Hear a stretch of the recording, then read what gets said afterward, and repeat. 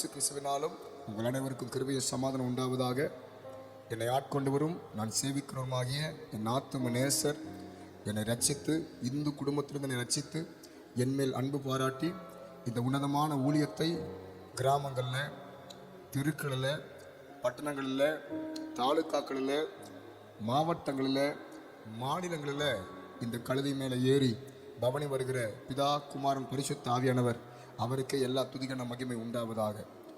குறிப்பாக இந்த வேளையில் இந்த சபைக்கு போதக தாயாக இருக்கிற அன்பு பாஸ்டமா மேரி கனடி அவர்களுக்காக என்னை நேசித்து அன்பு பாராட்டி இந்த 21வது ஸ்தோத்திர கூடுகையில் தேவனுடைய வார்த்தை கொடுக்கும்படி என்னை அழைத்திருக்கிற தாய்க்காக நான் கர்த்தரை துதிக்கிறேன். நல்ல ஒரு ஆவிக்குரிய தாயார்.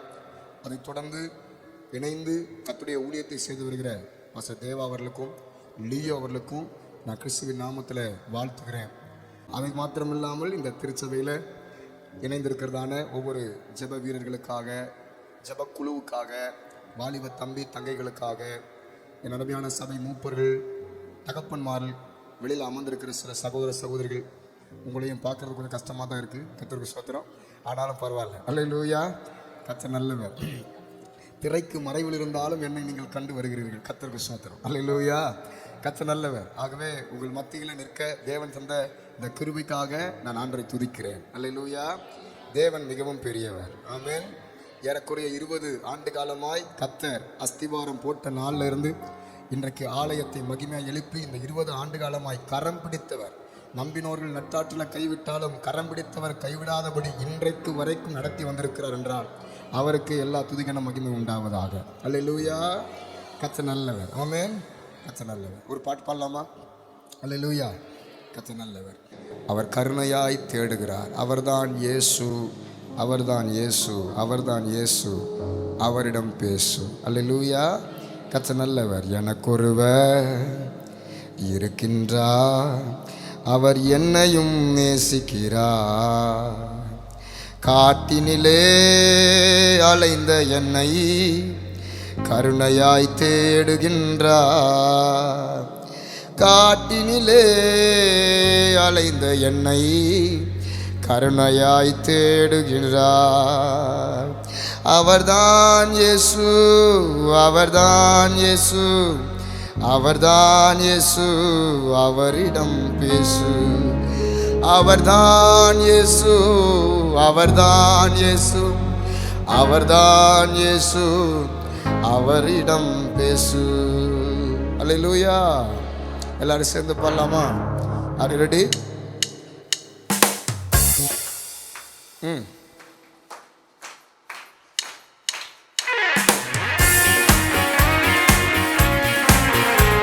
நல்ல கை தட்டி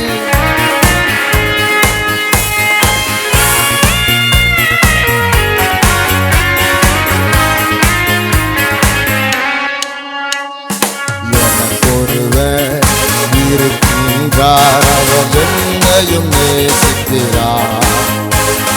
காட்டினிலே அலைந்த என்னை கருணையாய் தேடுகிறார். காட்டினிலே அலைந்த என்னை கருணையாய் தேடுகின்றார். ஒன்னோட்டே எனக்கொருவர் இருக்கின்றார், அவர் என்னையும் நேசிக்கிறார். காட்டினிலே அலைந்த என்னை கருணையாய் தேடுகிறார். காட்டினிலே அலைந்த என்னை கருணையாய் தேடுகிறார். அவர் யாரே? அவர்தான் இயேசு, அவர்தான் இயேசு, அவர்தான் இயேசு. அவரிடம் பேசு. அவர்தான் இயேசு.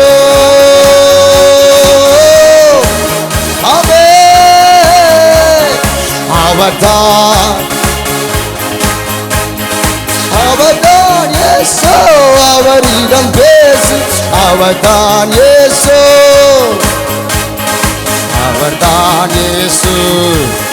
ஓ கடும் புயலும் பெரும் காற்றும் மோதிய தாக்கினாலும் அலைக்கடல் மேல் நடந்தவரின் கரம் எனக்காதரவே.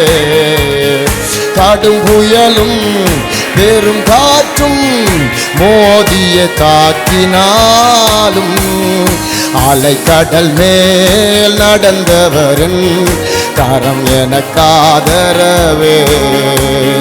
கானகத்து ஆட்டினை போல் வழி தப்பி திரிந்தேனே, மெய்ப்பனவர் தேடி வந்து என்னையும் ஏற்றுக்கொண்டார். கானகத்து வழி தப்பி திரிந்தேனே, மெய்ப்பனவர் தேடி வந்து என்னையும் ஏற்றுக்கொண்டார். அவர்தான் அவர்தான் இயேசு, அவர்தான் இயேசு. இந்த சத்தம் பரலோகம் கேட்கிற மாதிரி, ஓ அவர்தான், ஓ அவர்தான் இயேசு. அவரிடம், ஓ அவர்தான் இயேசு, அவரிடம் பேசு. அவர்தான் இயேசு, அவரிடம் பேசு. எனக்கொருவர் இருக்கின்றார், அவர் என்னையும் நேசிக்கிறார். காட்டினிலே அலைந்த என்னை கருணையாய் தேடுகிறார். காட்டினிலே கருணையாய் தேடுகிறார். காட்டினிலே கருணையாய் தேடுகிறார். காட்டினிலே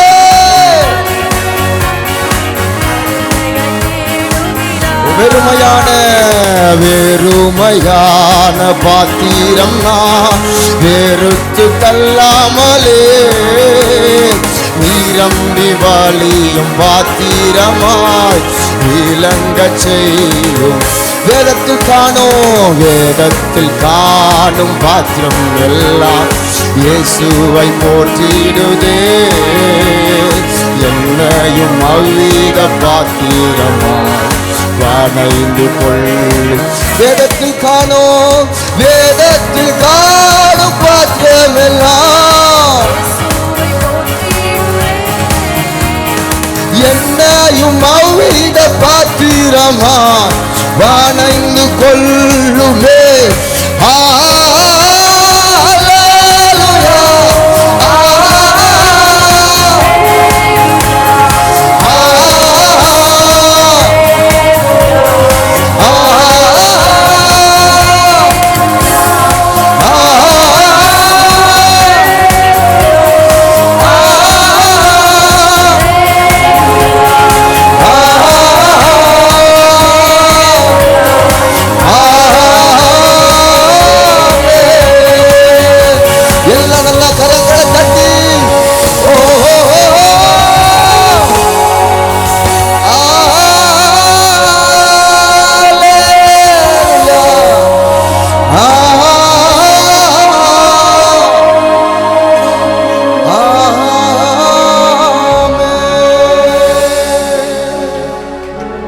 தொடர்ந்து நீங்க பேசுங்க ஆண்டவரே, தொடர்ந்து நீங்க பேசுங்கப்பா. எனக்கு எல்லாம் தெரியும், நினைக்கிற சீனியர் ஏழிக்கு ஒரு நாள் உங்க சத்தம் வராதுப்பா. நான் சிறு பிள்ளைன்னு சொல்ற எரேமியாவுக்கு உங்க சத்தம் வருது. சொல்லும் அடியேன் கேட்கிறேன்னு தன்னை தாழ்த்தி சமூகத்துல கிடக்கிற சாமுவேலுக்கு உங்க சத்தம் வருதுப்பா. நீங்க என்ன சொன்னாலும் கேட்கறதுக்கு தயார்னு ஆயத்தத்தோட காத்திருக்கிற பிள்ளைகள், கீழ்ப்பிடிக்கிற பிள்ளைகள், ஒரு ஏக்கத்தோடு எதிர்பார்ப்போடு இருக்கிற பிள்ளைகள், அவர்களுக்கு உம்முடைய வார்த்தை அனுப்பப்படுவதாக உம்முடைய வல்லமை உள்ள கரத்துல தாழ்த்துகிறோம். தொடர்ந்து நீர் பேசும், நாங்கள் கேட்கிறோம். இயேசுவின் மூலம் எங்கள் ஜெபங்கள் ஜெயமாகட்டும் பிதாவே. ஆமென், ஆமென், ஆமென். அல்லேலூயா. கர்த்தர் நல்லவர். இந்த 21வது ஆண்டு ஸ்தோத்திர கூடுகையில் மீண்டுமாய் உங்கள் மத்தியில் தேவனுடைய வார்த்தையை பேசும்படியாக கர்த்தர் எனக்கு தந்த இந்த கிருபைக்காக நான் கர்த்தருக்கு நன்றி செலுத்துகிறேன். நான் தொடர்ச்சியாய் தேவனுடைய வசனத்துக்கு நேராய் நான் கடந்து செல்ல விரும்புகிறேன். அல்லேலூயா. கர்த்தர் எங்கு சென்றாலும் எழுப்புதலை குறித்தே தேவனை பாரப்படுத்தி வார்த்தையை அனுப்பி பேசி வருகிறார். ஆகவே உங்கள் சபையின் எழுப்புதலுக்காக தேவ சமூகத்தில் நின்றபோது முதலாவது ஒரு சில வசனத்தை சொல்லிவிட்டு இன்றைக்குரிய செய்திக்கு கடந்து செல்ல விரும்புகிறேன். கர்த்தர் இந்த 2025 ஆண்டைய கர்த்தர் என்ன சொல்கிறாருன்னா, இது ஜெபத்தின் ஆண்டு என்று தேவன் எங்களோடு பேசினார். இது ஜெபத்தின் ஆண்டு. என்றைக்கு கொரோனா வந்து போனதோ அதன் பின்னதாக ஏறக்குறைய 5 ஆண்டு காலமாய் சபைக்கு ஒரு பெரிய நெருக்கத்தையும் விசுவாச பிள்ளைகள் வாழ்க்கையில் ஒரு நெருக்கத்தையும் போராட்டத்தையும் நாம் பார்த்து வருகிறோம். ஆனால் இதில் மத்தியில் கர்த்தர் ஒரு எழுப்புதலை தட்டி எழுப்பத்தக்கதாய் தேவன் தம்முடைய பிள்ளைகளை ஜெபிக்கும்படி ஏவுகிறார். அல்லேலூயா. ஆகவே எல்லாரும் திருப்பிக் கொள்ளலாம். எரேமியா புஸ்தகம் 33ஆம் அதிகாரம் அதில் 3ஆம் வசனம் எடுத்து வாசிப்பீர்கள் என்றால், என்னை நோக்கி கூப்பிடு, அப்பொழுது நான் உனக்கு உத்தரவு கொடுத்து நீ அறியாததும் உனக்கு எட்டாததுமான பெரிய காரியங்களை அறிவிப்பேன், நிறைவேற்றுவேன் என்று தேவன் சொல்லுகிறார். அல்லேலூயா. என்னை நோக்கி கூப்பிடுகிற பிள்ளைகளுக்கு அறியாதது என்ன பாஸ்டர்? அறியாதது யாத்ராக புஸ்தகம் 34ஆம் அதிகாரம் 29ஆம் வசனம் நீங்கள் கவனிப்பீர்கள் என்றால், 34:29 ஆண்டவர் மோசே சீனாய் மலையில் ஜெபித்து விட்டு கீழே இறங்கி வரும்போது, அவன் ஜெபித்து விட்டு கீழே இறங்கி வரும்போது அவன் முகம் பிரகாசித்திருப்பதை அவன் அறியாதிருந்தான். அறியாத முக பிரகாசம். கர்த்தர் சொல்லுகிறார், ஜெபிக்கிற பிள்ளைகள் வாழ்க்கையில் அவர்கள் அறியாத வேளையில் நான் அவர்கள் வாழ்க்கையை நான் முகப்பிரகாசத்தை நான் பிரகாசிக்க பண்ணுவேன். 2வது அவர்கள் குடும்பத்தை பிரகாசிக்க பண்ணுவேன். சபையை பிரகாசிக்க பண்ணுகிறவர் தேவன். அல்லேலூயா. அப்போ முதலாவது ஆசீர்வாதம் அறியாத முகப்பிரகாசம். அப்போ 2வது ஆசீர்வாதம் என்ன பாஸ்டர்? உபாகமம் 8ஆம் அதிகாரம் 16ஆம் வசனம் எடுத்து வாசிப்பென்றால், இஸ்ரவேல் ஜனங்க எங்களுக்கு சாப்பிட ஒன்று இல்லைன்னு கேட்டபோது ஆண்டவர் அவர்களுக்கு அறியாத வேளையில் மன்னாவை பொழிந்தருள பண்ணினார். கர்த்தர் சொல்லுகிறார், எந்த திருச்சபை ஜெபிக்குமோ, எந்த விசுவாச பிள்ளைகள் கூட்டத்தார் போராடி ஜெபிக்கிறார்களோ, ஜெபிக்கிற பிள்ளைகளுக்கு அறியாத மன்னாவை நான் தர வல்லவராய் இருக்கிறேன். இதுவரைக்கும் உங்கள் திருச்சபையில் அநேக வசனங்களை சத்தியத்தை கேட்டு நீங்கள் நன்றி செலுத்தி சாட்சி சொல்லலாம், ஸ்தோத்திரம் செலுத்தலாம். ஆனால் இனி வருகிற ஆண்டு கர்த்தர் இன்னும் அறியாத வெளிப்பாடுகளை, அறியாத ரகசியங்களை, அறியாத மன்னாக்களை திருச்சபைக்கு கொடுத்து அவர் போஷிக்க வல்லவராக இருக்கிறார். இது 2வது ஆசீர்வாதம். 3வது ஆசீர்வாதம் என்ன பாஸ்டர்? 1 ராஜாக்கள் 18ஆம் அதிகாரம் அதில் 12ஆம் வசனம் எடுத்து வாசிக்கும் போது, அங்கு ஆகாப் என்று சொல்லுகிற ராஜா இஸ்ரவேல் ஜனங்களுக்கு விரோதமாக எழும்பி வந்தபோது, அப்போது ஒபதியா ஆகாப் என்று சொல்லுகிற 2 பேர் அந்த ஒரு பெரிய பஞ்சம் வந்தபோது அங்க இருக்கிற குதிரைகளுக்கு அங்க இருக்கிற மாட்டுக்கும் ஏதாகிலும் புல் அகப்படுமா என்று சொல்லி ராஜாவே தேடி போகிற ஒரு பஞ்ச காலம் ஏறிட்ட போது, அப்போது எலியா அங்கு எதிர்பட்டு வருகிறான். தேவனுடைய ஊழியக்காரன் எலியாவை பார்த்து ஒபதியா சொல்லுகிறான், ஐயா உங்களைத்தான் ராஜாவே தேடிக்கிட்டு இருக்கிறார், நீங்க தான் 3 வருஷம் வானத்தை அடைச்சு போட்டு மழையெல்லாம் ஆக்கிட்டீங்களே என்று அவன் நடுக்கத்தோடு கேட்கிறான். அப்படி கேட்கும் போது எலியா சொல்லுகிறான், நீ போய் ராஜா வண்டைகளை சொல்லு, கர்மேல் மலையில நான் நிற்க சொல்லு, ஜனத்தை கூட்டி வர சொல்லுன்னு சொல்லுகிறான். இந்த வார்த்தையை கேட்டபோது அவன் சொல்லுகிறான், ஒபதியா ஐயா நான் நீங்க சொல்ற செய்தியை கொடுக்கிறதுக்கு தயார் தான், ஆனா ஒருவேளை கர்த்தருடைய ஆவியானவர் உங்களை எடுத்து அறியாத இடத்துல கொண்டு போயிட்டார்னா ராஜா என்ன கொன்று போட்டு விடுவானே என்று அவன் இந்த வார்த்தையை சொல்லுவான். அப்ப 3வது ஆசீர்வாதம் என்ன? அறியாத இடத்துக்கு கர்த்தர் கொண்டு போகிறவர்.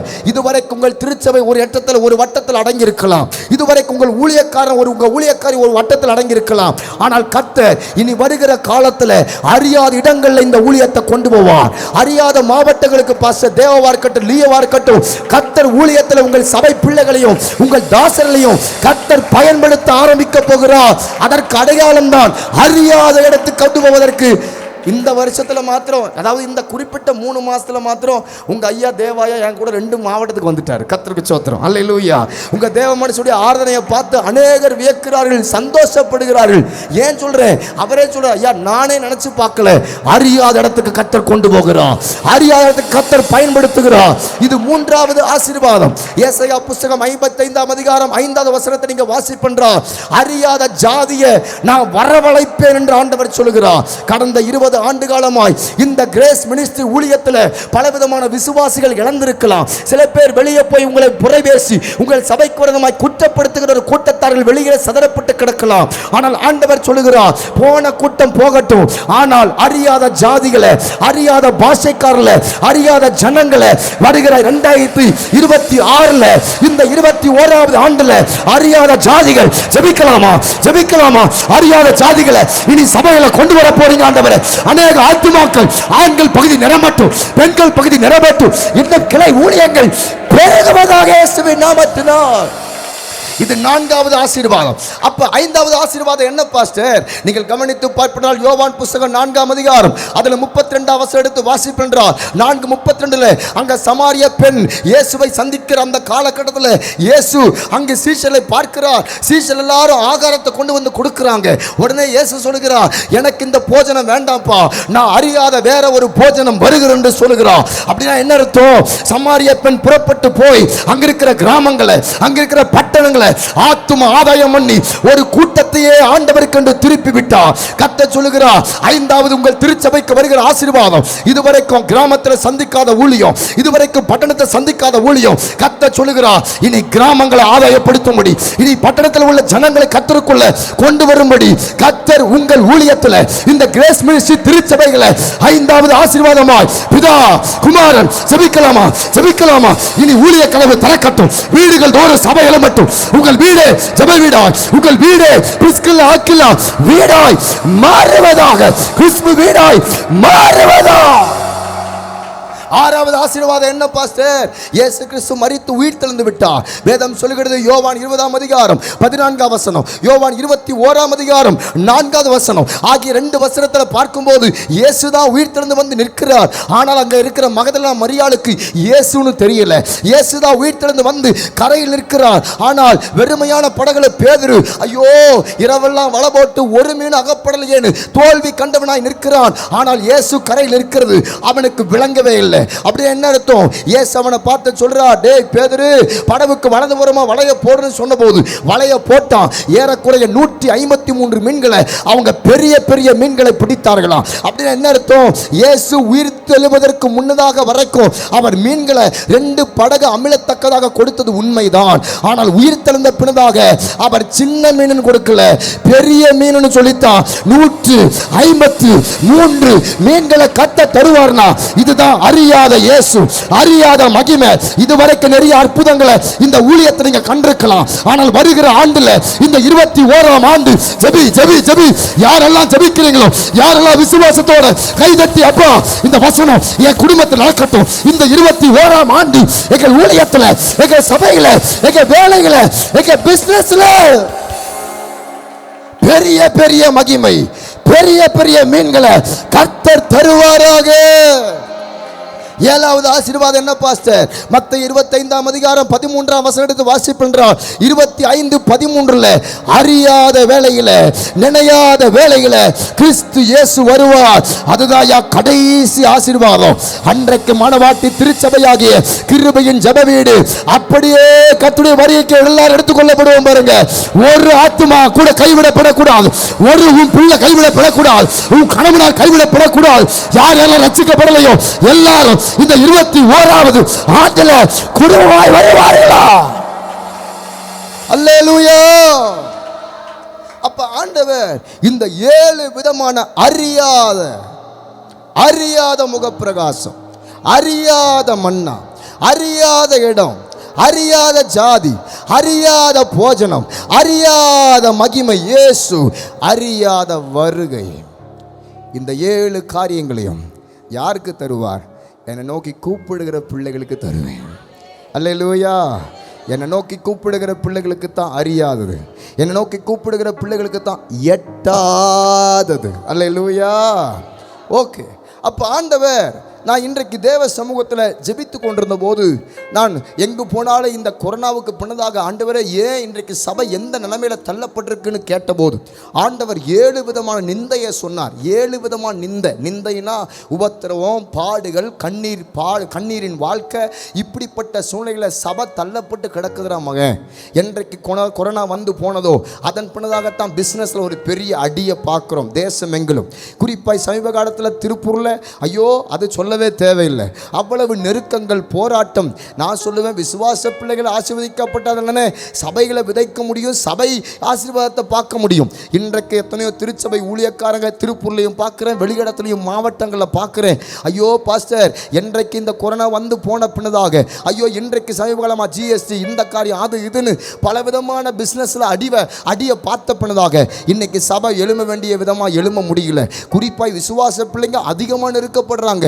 நிறைய ஊழியக்காரங்க என்கிட்ட பர்சனலாக வந்து அழுகிற காரியம், ஐயோ என்னுடைய வீடும் வாடகையில் இருக்கிறது, என்னுடைய சபையும் வாடகையில் கிடக்குது, இவ்வளவு நெருக்கத்தில் இத்தனை வனாந்திரத்தில் என்னால் ஊழியமே செய்ய முடியலன்னு எத்தனை ஊழியக்காரங்க கூட்டம் முடிந்த போது என்னை கட்டி பிடித்து எத்தனையோ தகப்பன்மார்கள் 20 வருஷம் ஊழிய கொண்டவங்க, 25 வருஷம் ஊழிய கண்டவங்க எல்லாரும் செய்தியை கேட்டு முடிந்த பின்னதாக கட்டி பிடித்து அழுவார்கள்.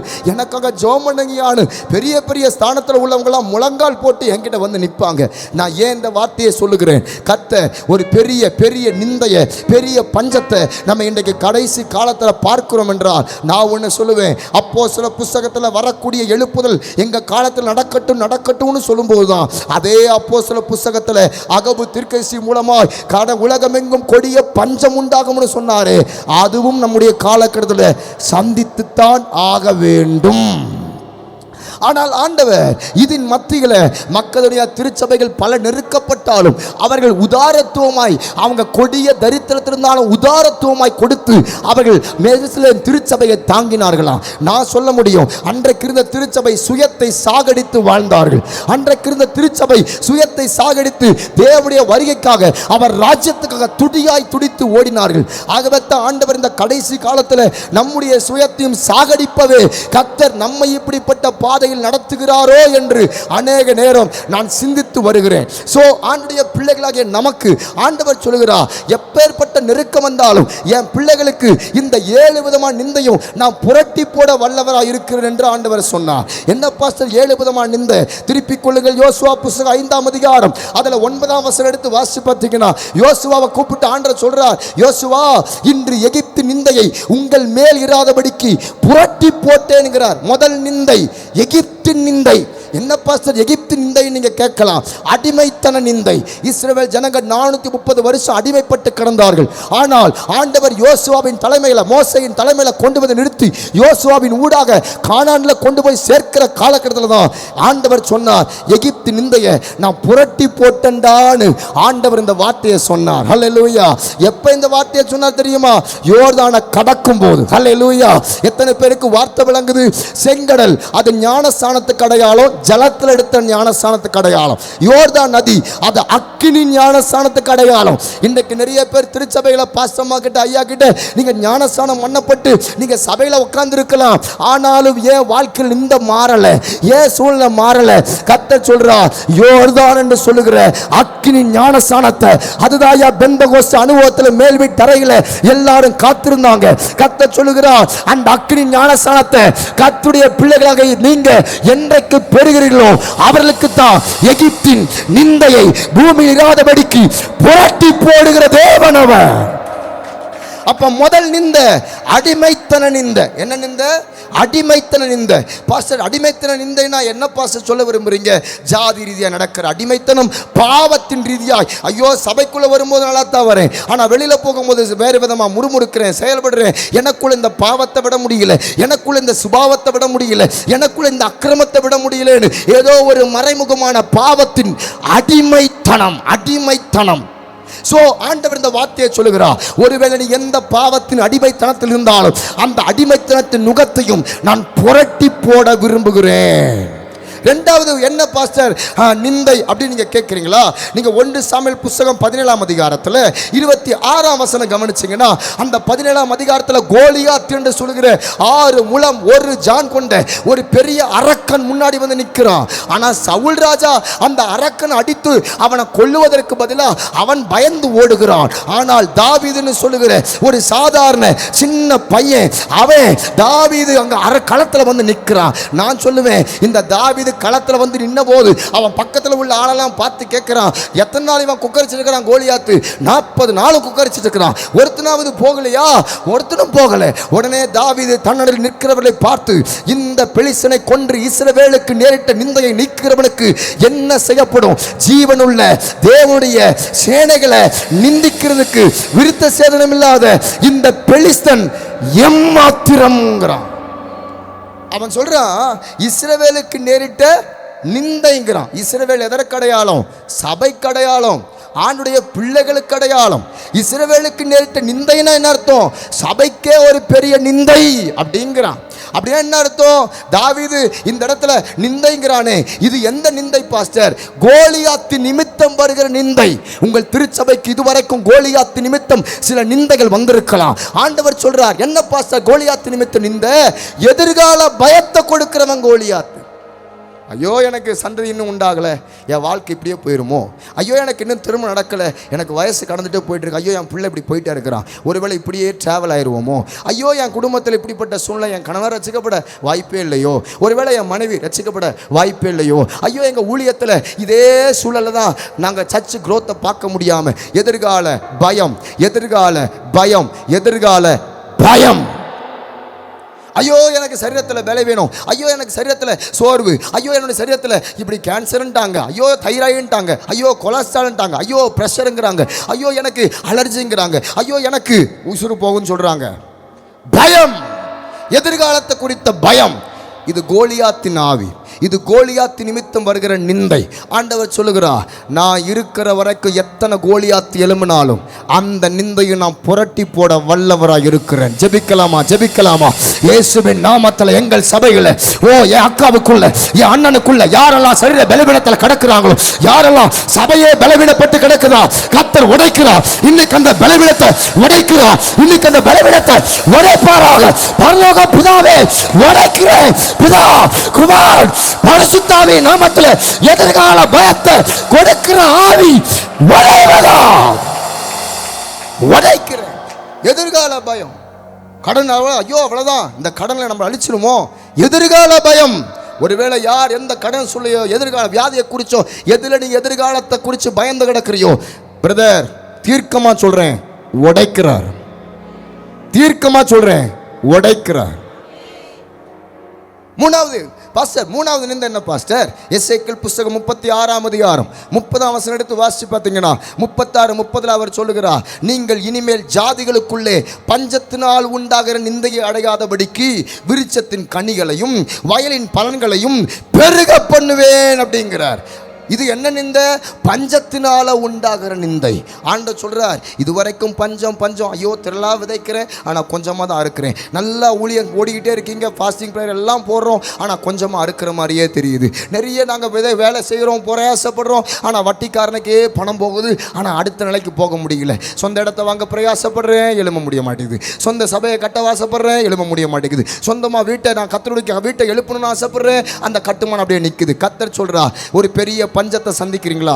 கர்த்தர் சொல்றார், நிறைய பேர் சுவிசேஷம் அறிவிக்கிறவங்க, கர்த்தருக்காக ஜெபிக்கிற தேவ பிள்ளைகள், சபையில் அறுவடையை பார்க்கணும்னு ஜெபிக்கிற பிள்ளைகள், ஐயோ நாங்கள் எவ்வளோ சுவிசேஷம் அறிவிக்கிறோம் ஆனால் அந்த சகோதரி வரமாட்டான், ஐயோ எவ்வளவோ நாங்கள் பிரயாசப்படுறோம் எங்கள் கணவனர் வரமாட்டார், ஐயோ எவ்வளவோ நாங்கள் உழைக்கிறோம், ஒரு பெண் பஞ்சம் பஞ்சம் பஞ்சம், சுவிசேஷம் அறிவிக்கிறேன், நல்லா உழைக்கிறேன், கர்த்தருக்காக ஊழியம் செய்கிறேன், ஆனால் பஞ்சம் பஞ்சம் பஞ்சம் பஞ்சம் பஞ்சம். அடுத்த நிலைக்கு சபை போக மாட்டேங்குது, அடுத்த நிலையில் சர்ச்சு குரோத் ஆக மாட்டேங்குது, அடுத்த நிலைக்கு என் பிசினஸ் போக மாட்டேங்குது. பஞ்சம், பஞ்சத்தினால் உண்டாகிற நிந்தை. கர்த்தர் சொல்றார், ஏன் இந்த பஞ்சம் அனுமதிக்கிறேன்? இந்த பஞ்சத்தின் காரியத்திலையும் நான் உனக்கு ஒரு பாடத்தை புகற்றி இந்த நிந்தையும் புரட்டி போடுறதுக்காகத்தான் மகனே நான் உன்னை இந்த கிரேஸ் மினிஸ்ட்ரி திருச்சபையில் கொண்டு வந்து நிறுத்தி ஆண்டவர் உங்களை, அல்லேலூயா, ஆண்டவர் உன்னை இந்த மகிமையான ஸ்தானத்தில் நிறுத்துறாரு. பஞ்சத்தினால் உண்டாகிற நிந்தையும் நான் புரட்டி போடுவேன்.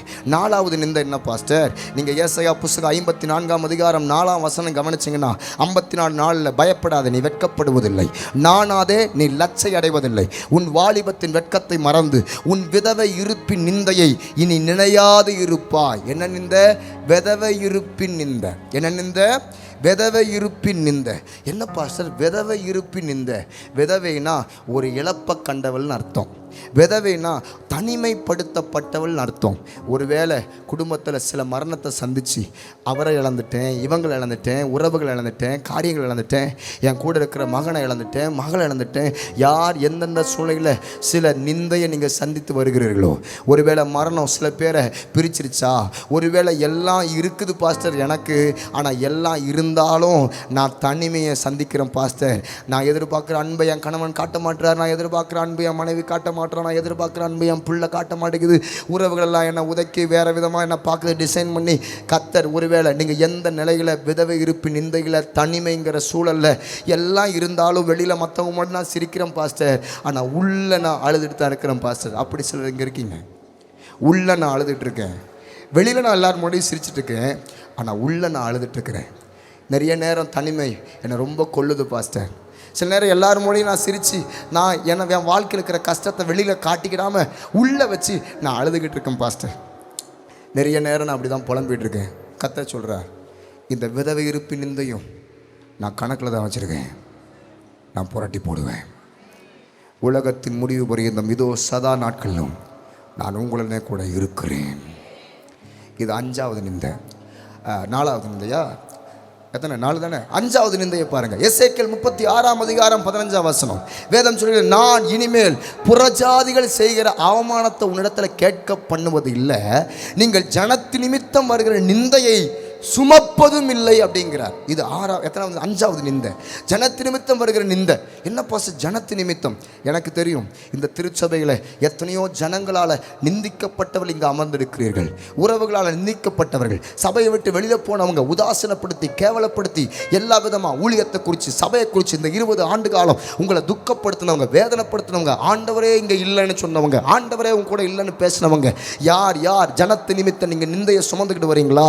கர்த்தர் சொல்றார், ஜனத்து நிமித்தம் இத்தனை ஆண்டு காலம், இந்த 20 ஆண்டு காலம் இந்த கிருபையின் ஜெப வீட்டில் இந்த 20 ஆண்டு காலம் ஜனங்களால் வந்த எல்லா விதமான நிந்தையும் நீங்க சுமந்தீங்கல்ல, இனி வரக்கூடிய ஆண்டுல அதையும் நான் புரட்டி போடுறேன். ஜனத்து நிமித்தம் யாரெல்லாம் அவமானப்பட்டீங்க, எங்க புறக்கணிக்கப்பட்டீங்க, எங்க தூக்கி எறியப்பட்டீங்க, எங்க உலகம் உங்களை ஒதுக்கி எரிஞ்சுது, கர்த்தர் சொல்றார், அவர்கள் பார்க்கிற மாதிரி உன்னை தலை நிமிர பண்ணுவேன், அவர்கள் பார்க்கிற மாதிரி உங்க சபையை தலை நிமிர பண்ணுவா, அந்த ஜனம் பார்க்கிற மாதிரி பிரதர் உங்க வேலைகளை தலை நிமிர பண்ணுவா, உங்க குடும்பத்தில் தலை நிமிர பண்ணுவா, உங்க சபைகளை கர்த்தர் அக்கா தீர்க்கமா சொல்றேன், கலங்காத தலை நிமிர பண்ணுவா,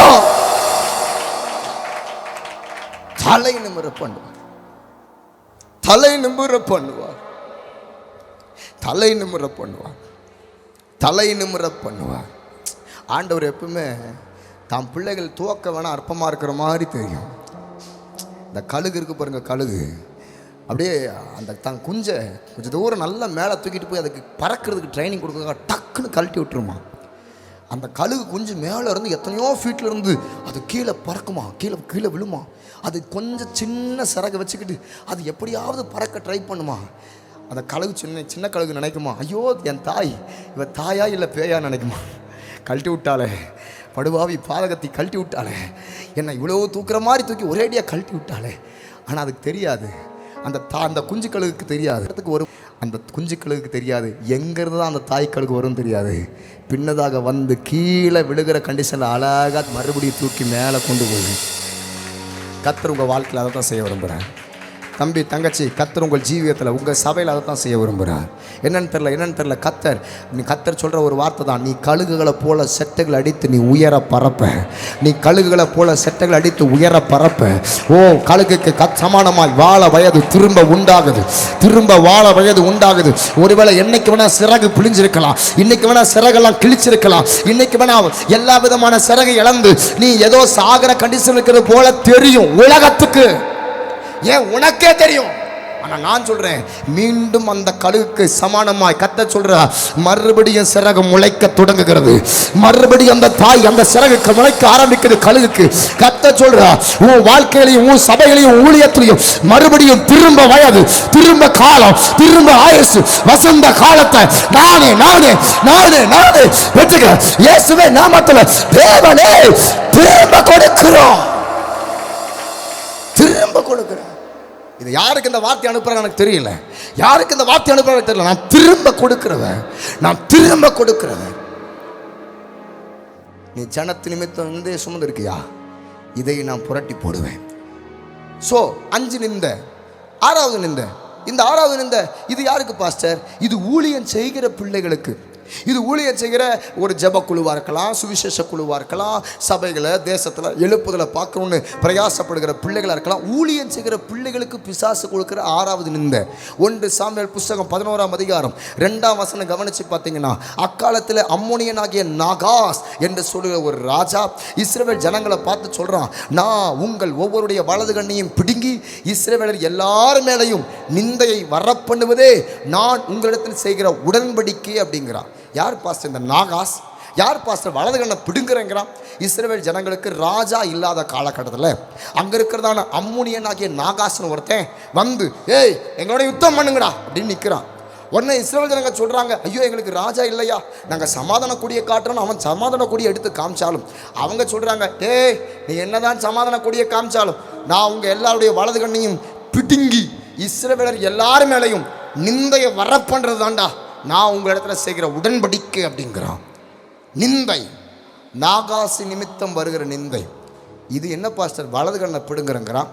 வலது கண் தரிசனத்துக்கு அடையாளம், வலது கண் அபிஷேகத்திற்கு அடையாளம், வலது கண் ஜபத்துக்கு அடையாளம், வலது கண் ஆதியில் கொண்டிருந்த அன்புக்கு அடையாளம். வலது கண் கண்ணை தரிசனத்துக்கு தானே சொல்கிறார். அதில் தான் வெளிப்படுத்தல உன் கண்களுக்கு கழிக்கும் போடுப்பா அப்படிங்கிறார்ல. அப்போ கர்த்தருடைய பிள்ளைகள், இதுவரைக்கும் கர்த்தருக்கு முன்பாய் சரியாய் ஓடின பிள்ளைகள்லாம், இதுவரைக்கும் கர்த்தருக்கு முன்பாய் நீங்கள் ஞானஸ்நானம் பண்ணப்படுவதற்கு முன்னதாக பண்ணப்பட்ட நாட்களில் அன்றைக்கு சபையை தேடின அந்த நேசம், பரிசுத்தவான்கள் விசுவாசிகள் ஒருத்தருக்கு ஒருத்தர் பார்த்து நீங்கள் பிரைஸ்லாட் அவங்க சொல்கிறாங்களோ இல்லையோ, நீங்கள் வாஞ்சையாக சொன்ன பிரைஸ்லாட், நீங்கள் சபைக்குள்ளே செஞ்ச பணிவிட ஊழியம், அப்படி ஒருவருக்கு ஒருவர் பார்த்து உங்கள் அன்பை பகிர்ந்து கொள்ளலாம். இன்னைக்கு பிசாசு அந்த அன்பை பிடுங்கிட்டானா? ஆதியில் கொண்டு அன்பை பிசாசு பிடுங்கிட்டானா? உங்கள் ஜெப வாழ்க்கையை பிசாசு பிடுங்கிட்டானா?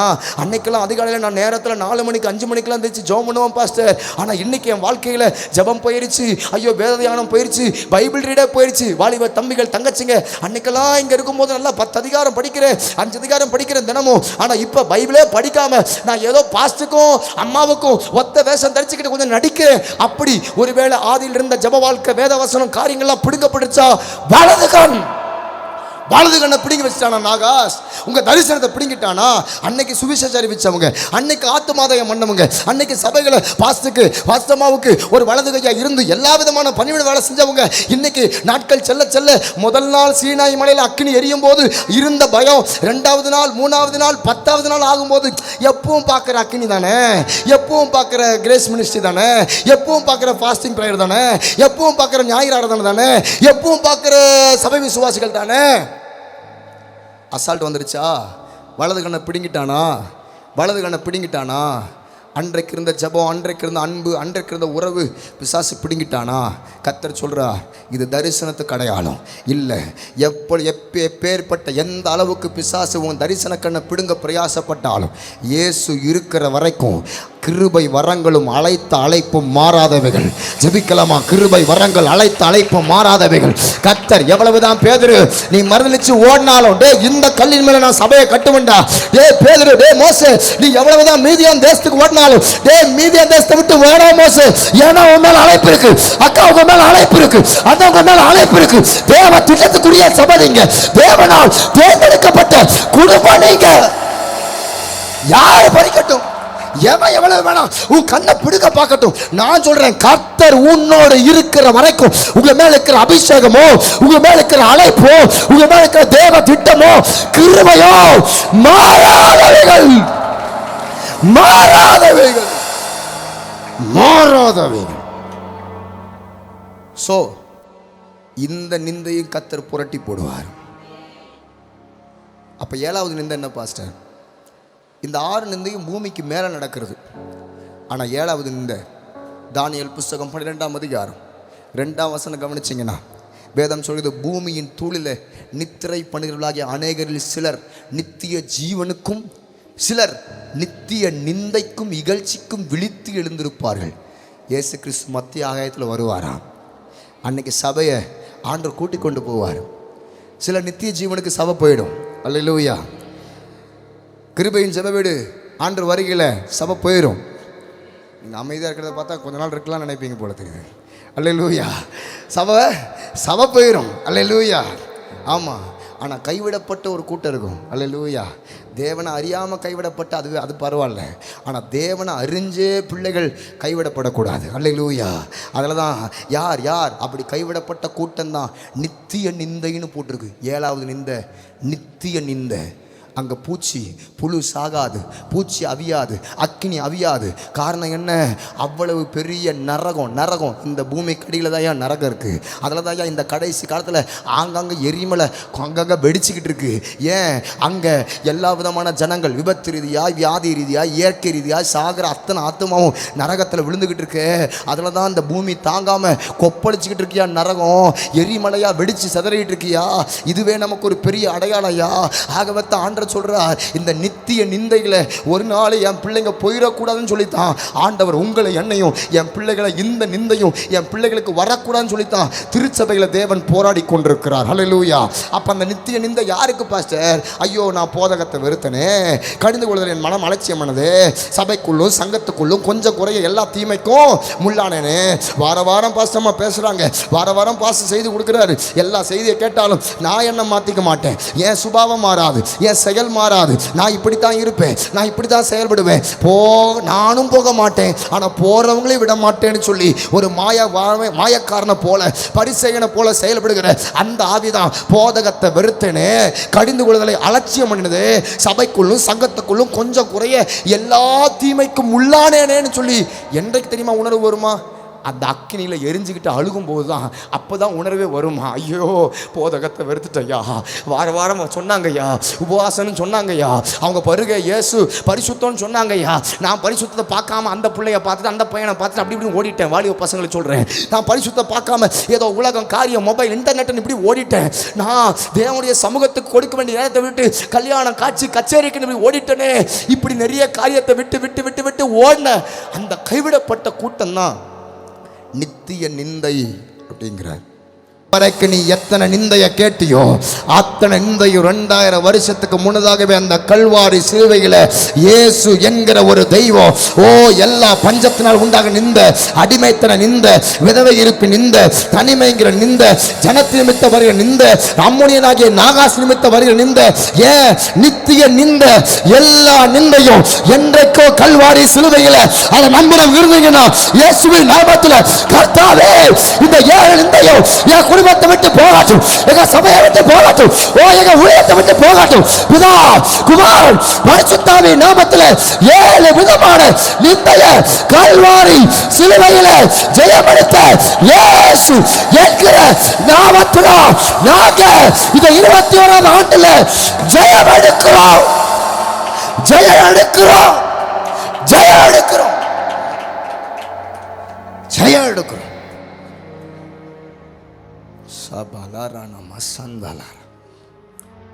ஸோ இன்னைக்கு இந்த 7 நிந்தையை நான் பேச போகல. இன்னைக்கு ஒரு நிந்தையத்தான் உங்களுக்கு நான் பேச போறேன். ஜனத்தின் நிமித்தம் வருகிற நிந்தை, ஜனத்தின் நிமித்தம் வருகிற நிந்தையை புரட்டி போடுகிறவர் இயேசு. என்னுடைய செய்தி அதுதான். அல்லேலூயா. அப்ப ஜனத்தின் நிமித்தம் வருகிற நிந்தை என்ன? எசேக்கியேல் 36:15 உங்களுக்கு போட்டேன்ல, நான் இடிவேல் ஜனத்து நிமித்தம் புறஜாதிகள் செய்கிற அவமானத்தை உங்ககிட்ட கேட்க பண்ண மாட்டேன். ஜனத்து நிமித்தம் வருகிற நிந்தைய இனி நீங்க சுமப்பது இல்லை அப்படிங்கிறார். அப்போ கத்தர் கொடுக்கிற இந்த 21வது ஆண்டு இந்த ஸ்தோத்திர கூட்டத்தில் கத்தர் உங்களுக்கு பேசுகிற வார்த்தை, ஜனத்து நிமித்தம் இதுவரைக்கும் நீ எங்கெல்லாம் அவமானப்பட்டியோ, புறக்கணிக்கப்பட்டியோ, வெளியிலையோ உள்ளேயோ எங்கெல்லாம் தேவ பிள்ளைகள் நெருக்கப்பட்டீங்களோ, கத்தர் சொல்கிறார் அந்த நிந்தையெல்லாம் நான் புரட்டி போடுகிற ஆண்டு தான் இந்த 21வது ஆண்டு. ஹல்லேலூயா. இந்த 21வது ஆண்டு. ஸோ இதன் அடிப்படையில் நான் ஒரு சம்பவத்தை உங்கள் மத்தியில் வேகமாய் பேச போகிறேன். இப்போதான் நான் செய்திக்குள்ளேயே நுழைகிறேன். அல்லேலூயா. இப்போதான் நான் செய்திக்குள்ளே நுழைகிறேன். எல்லாரும் திருப்பிக் கொள்ளலாம். அப்போஸ்தலர் புத்தகம் 28ஆம் அதிகாரம் 1 10 வரைக்கும் நீங்கள் எழுதி கொள்ளுங்க. நீங்கள் கவனித்து பார்த்தீங்கன்னா அங்கே பவுல் என்று சொல்லுகிற ஒரு ஊழியக்காரர் அவர் ஆண்டவர் சொன்ன ஊழியத்தை நிறைவேற்றுவதற்காக இத்தாலியா என்று சொல்லுகிற அந்த ரோம பேரரசு இருக்கிற இடத்துல இந்த பவுல் ஊழியத்தின் நிமித்தம் பிரயாணப்பட்டு போகிறார்.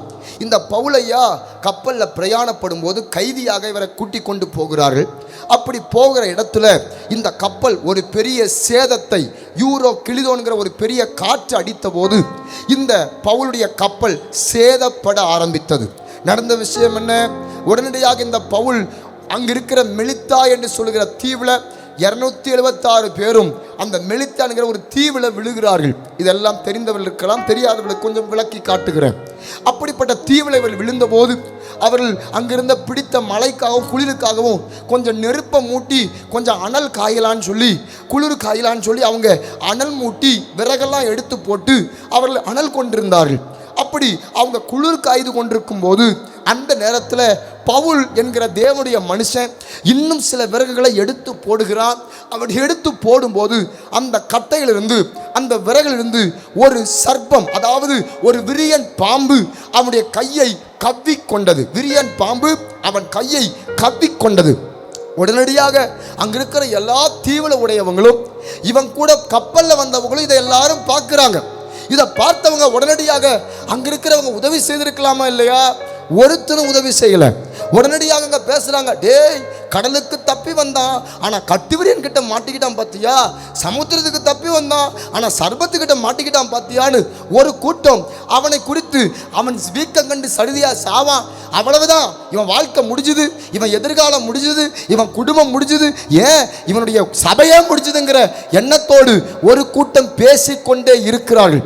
இப்படிப்பட்ட பேசிக்கொள்ளுகிற கூட்டத்தின் மத்தியில் பவுல் பார்க்கிறான். அவன் எப்போதும் போல அவன் எந்த விதமான கட்டுவிரின் கடிச்சதையும் அவன் பார்க்கல, கயவர்கள் இந்த கூட்டத்தால் பேசுறதையும் அவன் பெருசாக பார்க்கல. அவன் எப்பவும் போல அந்த கட்டுவிரியான நெருப்பில் போட்டு உதறிட்டு மறுபடியும் எப்பவும் போல குளிர் காய்கிறான். இதை கண்டவங்க உடனே, டே இருறா, இன்னும் கொஞ்ச நேரத்தில் இவன் சாவ போறான், இன்னும் கொஞ்ச நேரத்தில் இவன் உயிர் போக போகுது என்று சொல்லி ஒரு கூட்டம் பயங்கரமாக பேசி கொண்டிருக்கிறார்கள். ஆனால் நெடுநேரமாகியும் வெகு நேரமாகியும் அவனுக்கு ஒரு சேதமும் வராத அவர்கள் கண்டபோது வேறு சிந்தையா மாறி இவன் தேவன் எல்லாரும் சொல்ல ஆரம்பிச்சிட்டாங்க. இவன் தேவன் சொன்ன போது நடந்த விஷயம் என்ன? அந்த தீவுல ஒரு பெரிய முதலாளி இருக்கிறான். அந்த முதலாளியுடைய அப்பாவுக்கு வியாதிப்பட்ட போது இந்த பவுல் எந்த கூட்டத்தார் அவனுக்கு தவறாய் பேசினார்களோ அதே கூட்டத்திற்கு நன்மை செய்கிறவனாக இந்த பவுல் புறப்பட்டு போய் அந்த தீவுக்கு முதலாளியாகிய புபிலியுடைய தகப்பனுக்கே அவன் ஜெபிக்கிறான், சுகமடைகிறான். இந்த அற்புதத்தை பார்த்தவர்கள் தீவில் யாரெல்லாம் பேசினாங்களோ பேசின கூட்டத்தார்களையே தேவன் பவுல் பட்சம் திருப்பி விட்டார். அவர்களும் வந்து சேர்ந்தார்கள், அவர்களும் சுகம் அடைந்தார்கள். நடந்த விஷயம் என்ன? எல்லாவற்றையும் அந்த புயல் காற்று அடித்த போது இழந்த அந்த படகுல, பவுல் செய்த நன்மை நிமித்தம் இழந்த படகுல வசனம் சொல்லுகிறது, எல்லாரும் 276 பேத்துக்கும் எல்லா பழங்களையும் காய் கனிகளையும் அந்த பவுல் நிமித்தம் படகை நிரப்பி அந்த தீவுக்காரர்கள் பவுலை மீண்டும் அனுப்பினார்கள். இதுதான் சம்பவம். இந்த சம்பவத்திலிருந்து முதல் இந்த பவுலுக்கு நடந்த நிலைமை 3 காரியத்தை பேசுறேன். இரண்டாவது, இந்த நிலைமையில ஒருவேளை தேவ பிள்ளைகள் தள்ளப்பட்டிருப்பார், இந்த சூழ்நிலை மாறுவதற்கு பவுல் எப்படி இந்த இடத்துல செயல்பட்டான் என்று அவனுடைய செயலாக்கத்தை ஒரு 3 காரியத்தை பேசுறேன். இவன் செயல்படுவது நிமித்தம் கர்த்தர் கொடுக்கிற 3 ஆசீர்வாதம் என்னவென்று உங்கள் திருச்சபைக்காக பேசி நான் ஜெபித்து கடந்து செல்ல விரும்புகிறேன். ஆண்டவர் உங்களோடு பேசுவாராக. முதல், இந்த பவுல் எப்படி 3 நிலைமைகளை தள்ளப்பட்டான்? எழுதுறவங்க எழுதி கொள்ளுங்க. முதல் காரியம் எப்ப இந்த பவுல் அங்கு புறப்பட்டு போய் கட்டுவிரியன் கடித்ததோ அங்க நடந்த விஷயம் என்ன? எல்லாரும் விமர்சிக்கிறாங்க.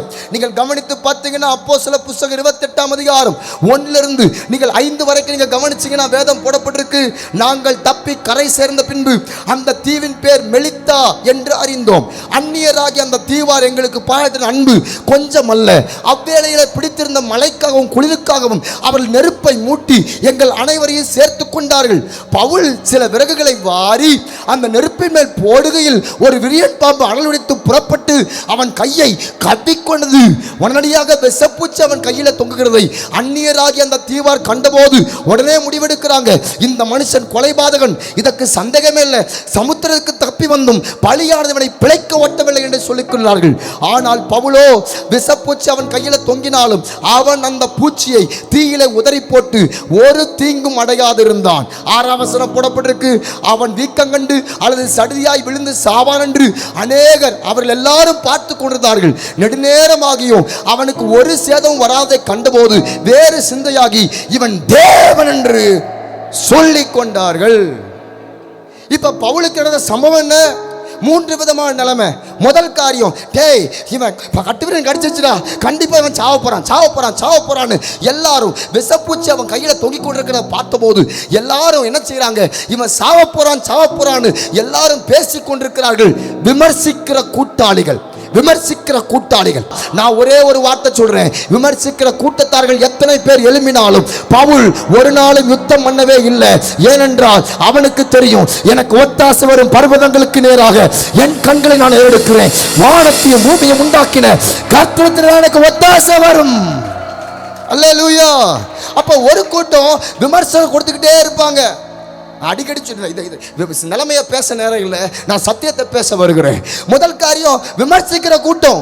நான் சொல்லுவேன் சிஸ்டர், என்னைக்கு நீங்க கர்த்தருக்குள்ள, சகோதரர் சொன்னார், முதல் நான் பாரம்பரியமா மேலோட்டமா இருந்த போது எந்த யுத்தமும் வரல. ஆனா என்றைக்கு ஆவிக்குரிய திருச்சபைக்குள்ள வந்தோமோ, என்றைக்கு சத்தியத்துக்கு நான் கீழ்ப்படிந்து வந்தோம், அன்றைக்கு தான் ஒரு கூட்டம் விமர்சிக்கிறது. இவன் அழிய போறான், சபைக்கு போயிட்டானாமே, இவன் கண்டிப்பா எப்படிப்பட்ட சூழ்நிலையை சந்திப்பான், அதுதான் நடந்திருக்கு, இதுதான் காரணம்னு ஒரு கூட்டம் பலவிதமா விமர்சிக்கிறாங்களா பிரதர்? ஒரு கூட்டம் பலவிதமா உங்களை குறித்தும் உங்கள் சபையை குறித்தும் விமர்சிக்கிறாங்களா சிஸ்டர்? விமர்சிக்கிற கூட்டம் எழும்புதுனா ஒன்ன மறந்துடாத, அந்த மெலித்தா தீவுல தான் ஒரு மகிமையை பவுலுக்கு வைத்திருந்து போறா.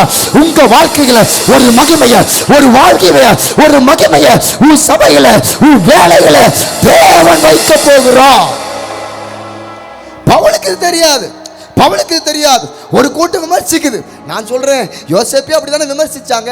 பத்தியாடா, இருக்க இடம் கொடுத்தா படுக்க பாய்க்கட்டம், பத்தியாடா போத்திபார் மனைவியே கையை பிடிச்சி இழுத்துட்டானாமாடா இவன் அப்படின்னு பல பேர் பேசினாலும் யோசேப்பு நினைச்சிருப்பான் சிறையிருப்புல, எனக்கே ஆண்டவர் இந்த நிலைமை, எனக்கே ஆண்டவர் உண்மையா ஊழியம் செய்தேன், உண்மையா உங்க தரிசனத்துக்கு உத்தமமா நான் ஜெபிக்கிறேன், எனக்கே இந்த சிறையிருப்பு ஆண்டவர்.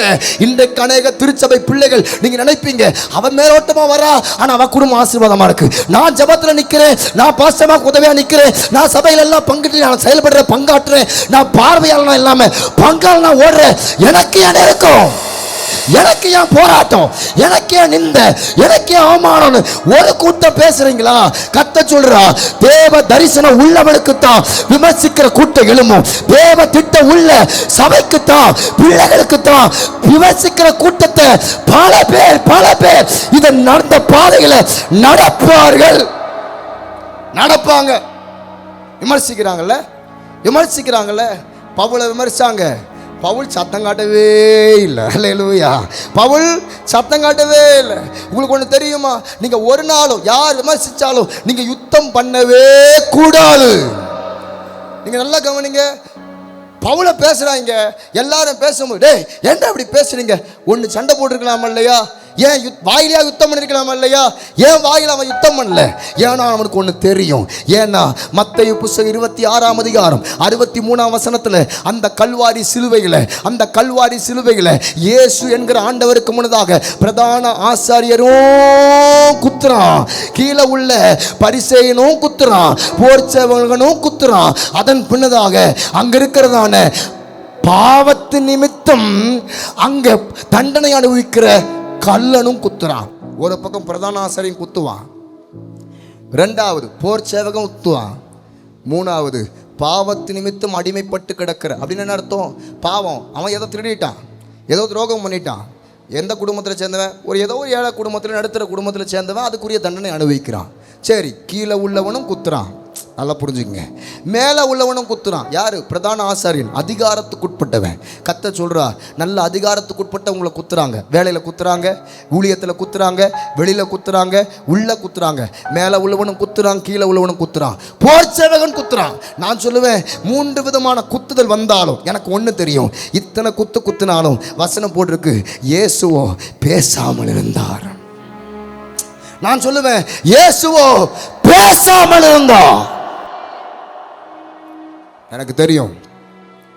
அநேக நேரம் என்னை குறித்து நிறைய இப்படிலாம் பேசுகிறாங்க. செய்யாத தவறுக்கு செஞ்சேன்னு சொல்லுவாங்க, பண்ணாத குற்றத்துக்கு பண்ணேன்னு சொல்லுவாங்க.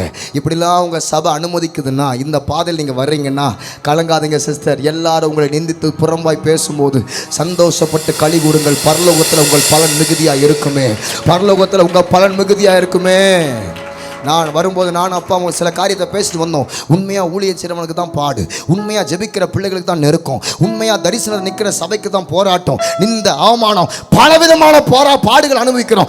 ஏன் அனுபவிக்கிறோம்? அங்கே பாருங்க அவன் மேலோட்டமாக இருக்கிறான், அவன் ஆசீர்வாதமாக இருக்கிறான். அங்கே பாருங்க இவன் மேலோட்டமாக வாழ்கிறான், அவன் பைபிள் ரீட் இல்லை, ஜெப வாழ்க்கையில் ஏதோ ஆவிக்குரியது எதுவுமே இல்லை பிரதர். ஆனால் அவன் பிஸ்னஸ் நல்லா இருக்கு, அவன் குடும்பம் நல்லா இருக்கு, அவன் வீடு காரு பங்களா நல்ல உத்தியோகத்தில் நல்ல ஸ்தானத்தில் இருக்கிறான். ஆனால் நாங்கள் தேவராஜ்யத்தை தேடுறோம், நாங்கள் கர்த்தருக்காக ஊழியத்தில் ஓடுறோம், நாங்கள் பிசினஸ்ல எல்லாம் விதைக்கிறோம், கொடுக்கிறோம், பிரயாசப்படுறோம். இத்தனை காரியத்தை நாங்கள் பண்ணாலும் ஏன் நெருக்கப்படுறோம்? ஏன் நெருக்கப்படுறோம்? ஏன் விமர்சனம்? எதுக்கு எங்களை விமர்சிக்கிறாங்க? நான் சொல்லுவேன், விமர்சனம் வரதான். நான் சொல்லுவேன், சிறையிருப்புல கிடக்கிற அவனுக்கு விமர்சனம் எப்படி வந்திருக்கும்? வரதான்.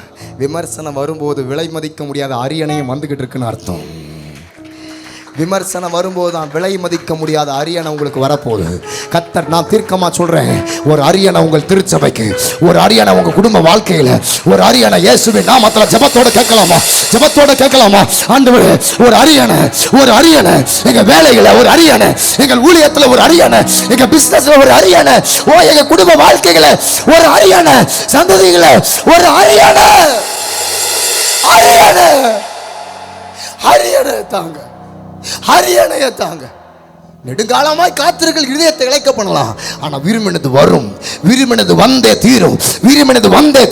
கர்த்தர் யாருக்கோ சொல்றான், விரும்பினது வந்தே தீரும். என் மக விரும்பினது வந்தே தீரும். விமர்சனம் வருதுன்னா கலங்காத. பவுல விமர்சனம் வந்தபோது, ஏன்பா நீ கலங்காம குளிர்காஞ்ச? எனக்கு ஒன்று தெரியும், சிலுவைகளை கீழையும் மேலையும் போர்ச்சா இருக்கணும், நடுவுலையும் குத்துனா, கீழே உள்ளவனும் குத்துனா, மேலே உள்ளவனும் குத்துனா, எத்தனை பேர் குத்துனாலும் இயேசு பேசாமல் இருந்தார் எனக்கு தெரியும் ஐயா. அதனால தான் ஐயா நான் பேசலை. கர்த்தர் இந்த திருச்சபைகளை பவுலின் அனுபவத்தை எதிர்பார்க்கிறா. உங்களை விமர்சிக்கலாம், உங்களை பல பேர் விமர்சித்து பல விதமான காரியங்களை பேசலாம்.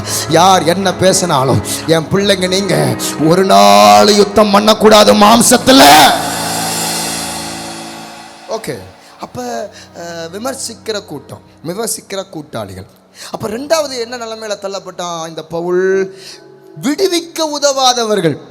என்னதுங்க? விடுவிக்க உதவாதவர்கள். யார் பாஸ்டர்? நீங்கள் நல்லா கவனிச்சு பாருங்க. விடுவிக்க உதவாதவர்கள்னா இது யாரு? இந்த பவுல் தான் 27ஆம் அதிகாரத்தில் 276 பேரோட கப்பலில் போகும்போது ஒரு பெரிய கடுங்காற்று அடிக்க போதுன்னு ஒரு வெளிப்பாடு இந்த பவுலுக்கு தான் ஆண்டவர் கொடுத்தார். நல்லவனை கவனிங்க. விசுவாச பிள்ளைகளை விட அதிகமாக ஜெபிக்கிறது உங்கள் தாயாரா, உங்கள் போதகரா? ரெவலேஷன் அவங்களுக்கு தான் வரும், வெளிப்பாடு அவங்களுக்கு தான் வரும். அவங்களுக்கு சொல்லுவார், பிரதர் இந்த பிஸ்னஸ் பண்ணலான் இருக்கு அப்படின்னு நீங்கள் சொல்கிறீங்களா? டக்குன்னு அவங்க ஜெபிச்சு சொல்லுவாங்க, பிரதர் இதில் ஒரு பிரச்சனை இருக்குது, சிஸ்டர் இதில் ஒரு பிரச்சனை இருக்குது, அங்கே போகலாங்கிறீங்க, இல்லை இதில் ஒரு காரியம் இருக்குது. ஆவிக்குரியவனுக்கு தான் தேவன் அதை பலமாக பேசுகிறாரா? அந்த நேரத்தில் அந்த கப்பலில் உள்ள அந்த மாலுமியுடைய வார்த்தையை தான் அந்த 100க்கு அதிபதி கேட்டான்னு போடப்பட்டிருக்கு. நீங்கள் அப்போஸ்தலர் 27ஆம் அதிகாரம் 9, 10, 11 நீங்கள் வாசித்து பார்த்தீங்கன்னா பவுல் சொல்கிறாரு, என் சகோதரரே, கப்பலுக்கும் சரக்குக்கும் பெரிய சேதம் வரப்போது, நம்முடைய ஜீவனுக்கு நஷ்டமும் சேதமும் வராதபடிக்கு தயவு செஞ்சு இந்த துறைமுகத்தை விட்டு நம்ம வெளியே போக வேண்டாம்னு இந்த பவுல் சொல்லுவார். கப்பலை கொண்டு போகாதீங்கன்னு சொல்லுவார். ஆனால் பவுல் வார்த்தையை கேட்காம, பவுலினால் சொல்லப்பட்ட வார்த்தைகளை கேட்காம அந்த 100க்கு அதிபதி கப்பல் எஜமானையும் மாலுமையும் நம்பினான்னு போட்டிருக்கு 11ஆம் வசனத்தில். நான் சொல்லுவேன் நிறைய நேரம், பாஸ்டர் உங்களுக்கு என்ன பிஸ்னஸ் பற்றி தெரியும், ஃபேமிலியை பற்றி உங்களுக்கு என்ன தெரியும், அதை பற்றி உங்களுக்கு என்ன தெரியும், பாஸ்டர் நீங்கள் படிக்கல, பாஸ்டர் உங்களுக்கு என்ன தெரியும்? நிறைய நேரத்தில் ஊழியக்காரங்கிட்ட பேசுகிற பேச்சு அதானே. நான் சொல்லுவேன், எங்களுக்கு பிஸ்னஸை பற்றி தெரியாது, எங்களுக்கு எல்லா விதமான உங்களுடைய டெக்னிக்கல், உங்கள் டெக்னீஷியன் அதை பற்றி எதுவுமே எங்களுக்கு தெரியாது, உங்கள் படிப்பு பற்றி தெரியாது, எதுவுமே தெரியாது. ஆனால் ஒன்று தெரியும், கர்த்தருடைய சத்தம் எங்களுக்கு தெரியும், கர்த்தருடைய சத்தம் எங்களுக்கு தெரியும், கர்த்தருடைய சத்தம் எங்களுக்கு தெரியும்.